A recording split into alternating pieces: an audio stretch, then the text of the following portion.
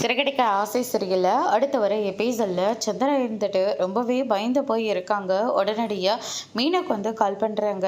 என்னமாச்சு, இவ்வளோ நேரத்துக்கு ஃபோன் பண்ணியிருக்கீங்க, ஏதாவது பிரச்சனையா அப்படின்னு சொல்லிட்டு கேட்கவும், ஆமாம் மீனா, வீட்டுக்கு வெளியில் ரவுடி பசங்க 2 பேரும் நின்றுக்கிட்டு வீட்டவே முறைச்சு முறைச்சு பார்த்துக்கிட்டு இருக்காங்க அப்படின்ற மாதிரி சொல்லிடுறாங்க. சத்யா வேற வீட்டில் இல்லையா, ரொம்பவே பயமாக இருக்குது, அவங்களாலலாம் எதுவுமே பண்ண முடியாதும்மா, நீங்கள் இதை பற்றியும் கவலைப்படாதீங்க, அது எல்லாமே அந்த சிந்தாமணியோட ஏற்பாடாக தான் இருக்கும், நீங்கள் பயப்படாமல் படுத்து தூங்குங்க, நாங்கள் காலையில் வரோம் அப்படின்னு சொல்லிட்டு நம்ம மீனை வந்து சொல்லிடுறாங்க. அதுக்கு அடுத்ததாக வந்து பார்த்தீங்கன்னா, என்னாச்சு மீனா அப்படின்னு சொல்லிட்டு கேட்கவும், அந்த சிந்தாமணி தாங்க நல்லா வேலையை பார்த்து வச்சிருக்கா போல இருக்கு, அம்மா வீட்டு முன்னாடி அந்த அவங்க ஆளுங்க 2 பேர் நின்று வீட்டவே மறைச்சு மறைச்சு பார்த்துட்டு இருக்காங்களா, அம்மா ஃபோன் பண்ணி சொல்லிட்டு இருக்காங்க, இங்கேயும் கூட்டிகிட்டு வந்து அம்மாவை நம்மளால் வச்சுக்க முடியாது, ஏன்னா அத்தையால் அம்மா ரொம்ப தூரமே அவமானப்பட்டுட்டு இருப்பாங்க, அதை நம்மளாலும் வேடிக்கை பார்த்துட்டு அமைதியாகவும் இருக்க முடியாது, அதனால் ஏதாவது ஒரு ஏற்பாடு பண்ணவே ஆகணுங்க